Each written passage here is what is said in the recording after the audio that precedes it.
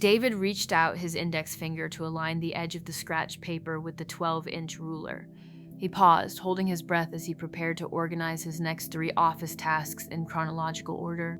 The room around him was completely silent, locked in a perpetual state of 74.3 degrees Fahrenheit. Then, the blue ballpoint pen stopped dead in midair, hovering an eighth of an inch above the clean white sheet. A long, ragged broke the imaginary stillness as 34-year-old Miles lifted his graphite pencil from a yellow legal pad.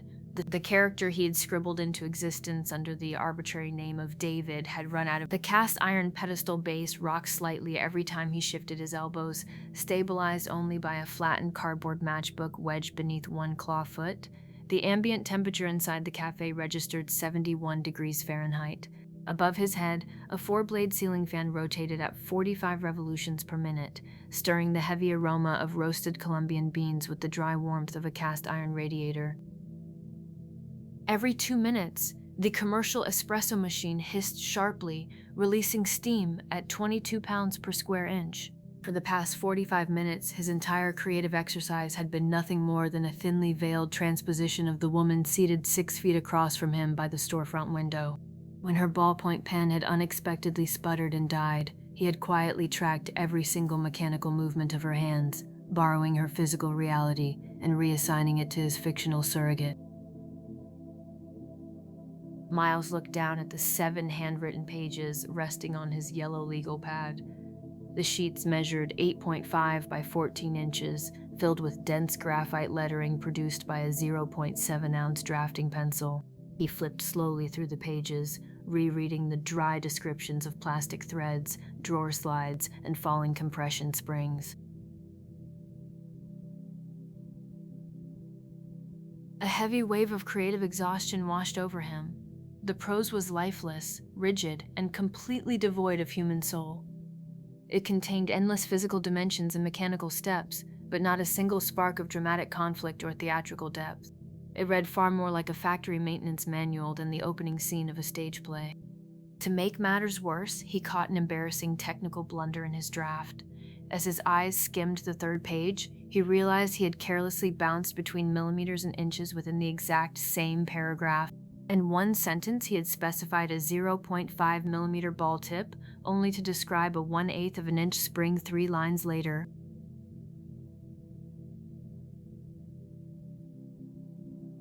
"How on earth did I manage to mix measurement systems like an amateur?"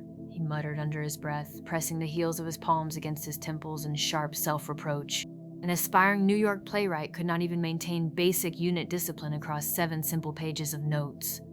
He picked up a red pen and drew a firm line through every metric reference on the pad.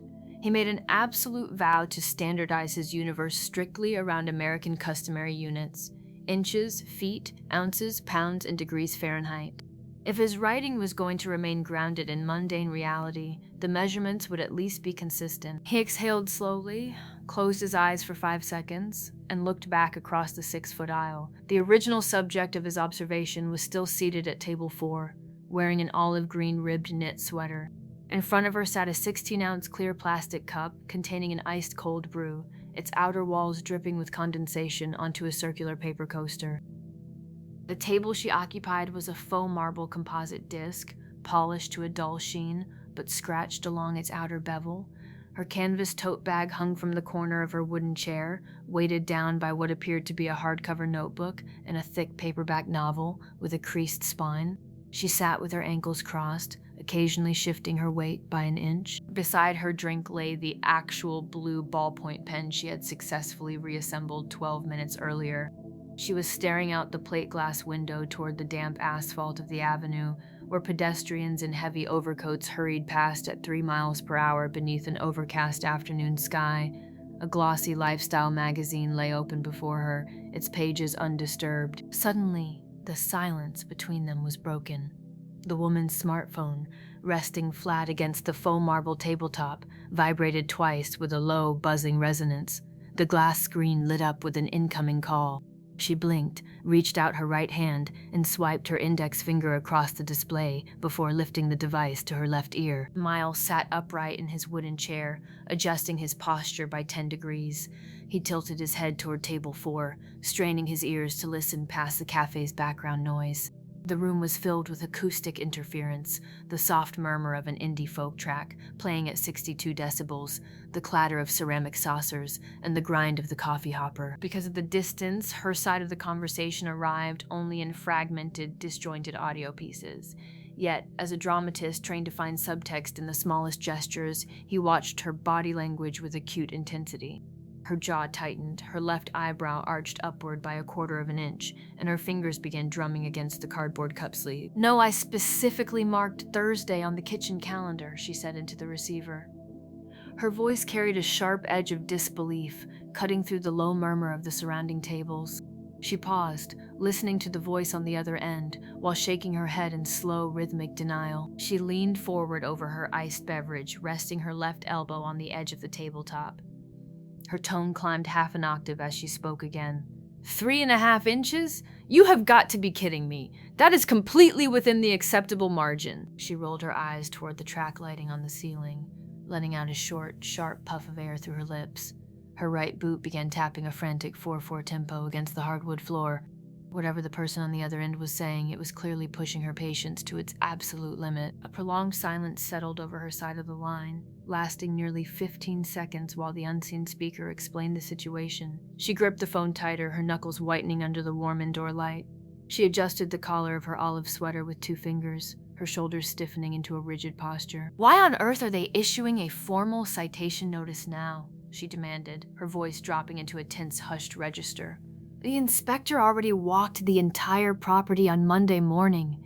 This makes absolutely no sense." Sitting at his wobbly table, Miles felt his theatrical instincts spark into rapid motion. His mind, conditioned by years of reading American drama, refused to leave those 3 fragmented clues as mere background noise. In the span of 3 seconds, his hyperactive imagination began constructing 3 elaborate domestic scenarios. The first narrative that assembled in his mind was a suburban power struggle, the tyrannical homeowners association lawn dispute. In this world, the woman owned a colonial house in an immaculate suburban cul-de-sac 40 miles outside Manhattan, surrounded by pristine driveways and identical cedar mailboxes. The villain of the piece was an overzealous association president named Harold, who patrolled the sidewalks every Monday morning, carrying a rigid 3-foot wooden yardstick. Harold had knelt at the edge of her lawn, measuring the grass blades against the strict community charter. According to Section 4 of the Residential Handbook, no front lawn could exceed 3.5 inches in height. Her grass had measured 3 3/4 inches, a mere 1/4 of an inch over the limit. Despite her scheduled Thursday landscaping, the association had issued an immediate $75 penalty notice. Miles imagined the entire neighborhood meeting, Harold presenting photographs of overgrown turf, neighbors whispering behind laminated folders, and the woman standing before an executive committee to defend a fraction of an inch of Kentucky bluegrass. Before that scene could fully resolve, a second scenario emerged in his mind: the alternate side parking street cleaning ambush. This was an urban tragedy known to every vehicle owner across the 5 boroughs of New York City. In this drama, she was the owner of a silver 4-door sedan parked along the northern curb of a residential avenue. She had set her alarm for 8 in the morning, diligently moving her car across the street to accommodate the city's sanitation sweepers scheduled for Thursday between 11 and 12:30. However, a ruthless traffic enforcement agent had patrolled the block on Monday morning. Using an official department tape measure, the officer had discovered that her rear bumper extended 3.5 inches past the faded curb marker, encroaching slightly into an unpainted curb zone. An orange $85 citation had been printed on thermal paper and tucked beneath her driver's side windshield wiper. The phone call was her frantic consultation with a municipal appeals specialist, debating whether a 3.5-inch curb violation could hold up in administrative court. Finally, his mind drafted a third modern commercial conflict: the high-stakes big-box wholesale warehouse standoff. In this scenario, she had purchased a 48-roll bundle of 2-ply paper towels from a giant wholesale club along the waterfront. Upon bringing the bulky package home, she discovered that the outer plastic wrap was torn along a 3.5-inch seam.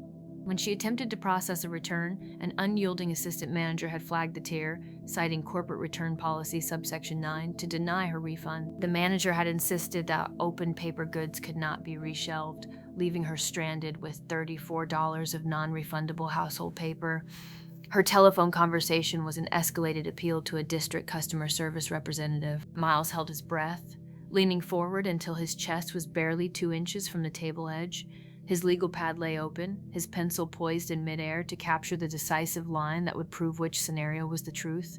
He watched her lips, waiting for the final reveal. The woman listened quietly for several moments. Then, her expression shifted in a way that completely defied all 3 of his hypotheses. She did not laugh, nor did she argue.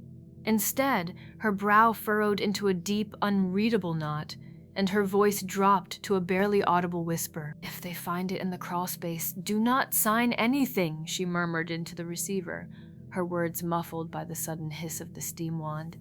"Just leave the key under the brick and walk away." She paused, looked directly at the window reflection for 2 seconds, and pressed the red button to end the call. There was no mention of lawnmowers, parking tickets, paper towels, or dog groomers. The conversation had ended without a single explanatory keyword. She immediately stood up, zipped her olive sweater, gathered her canvas tote bag, and walked briskly toward the exit. The brass bell above the cafe door chimed once as she pushed through and vanished into the gray pedestrian crowd outside. Miles sat entirely motionless, staring at the empty wooden chair across the aisle. His yellow legal pad remained blank beneath the 7 pages of sterile mechanical notes.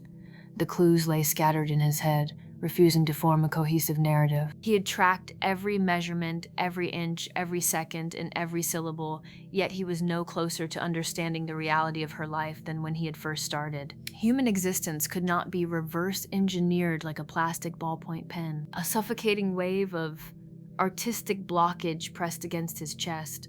The smell of ground coffee and radiator steam suddenly felt unbearable inside the narrow cafe. He pushed his legal pad aside, slid his pencil into his coat pocket, and stood up from the wobbly table. He felt the rectangular cardboard pack of cigarettes and the plastic lighter in his deep wool pocket as he walked toward the entrance. Pushing open the heavy glass door, he stepped out onto the damp concrete sidewalk into the brisk 58-degree Brooklyn air. The sky above had darkened to a deep slate gray, and a fine, cold mist had begun to drift across the avenue, coating the storefront awnings and parked cars in a thin film of moisture. Miles took 2 steps to the side, positioning himself beneath the cafe's green canvas overhang. Just as he tapped a single cigarette from the pack, hurried footsteps echoed against the wet pavement. A tall man in a dark charcoal trench coat stepped briskly under the awning, shaking droplets of rain from the brim of his wool cap as if escaping the sudden turn in the weather. The newcomer was in his mid-30s, with broad shoulders and a damp wool scarf wrapped tightly around his neck. He paused under the shelter, catching his breath while checking a stainless steel wristwatch on his left wrist. His breathing was rapid, creating small plumes of vapor in the chilly air. The man turned his gaze toward the cafe window, peering intently through the condensation on the glass. His eyes swept across the interior, lingering for several seconds on the empty wooden chair and the half-empty cold brew cup sitting at table 4. A subtle tension tightened across his face. Turning away from the window, the man noticed Miles standing beside him with the unlit cigarette between his lips. The stranger reached into his own coat pocket, pulled out an unopened pack of unfiltered cigarettes, and realized he lacked a flame. "Excuse me," the man said in a low, gravelly voice, nodding toward Miles's hands. "Do you have a light?" Miles nodded without speaking. He retrieved his blue plastic lighter from his pocket, flicked the flint wheel with his thumb, and held the small yellow flame steady between them. The stranger stepped closer, cupping his large gloved hands around the fire to shield it from the damp breeze. He leaned in, drew the flame to the tip of his cigarette, and inhaled until the paper caught with a soft, crackling sound. "Thanks," the man murmured, stepping back a foot and returning the lighter to Miles with a faint nod of acknowledgement. Neither man spoke another word. They stood shoulder to shoulder beneath the 6-foot overhang, listening to the gentle patter of raindrops gathering on the canvas above. Miles took a slow, deep drag, watching the gray smoke rise into the autumn mist. It was exactly 2:44 p.m.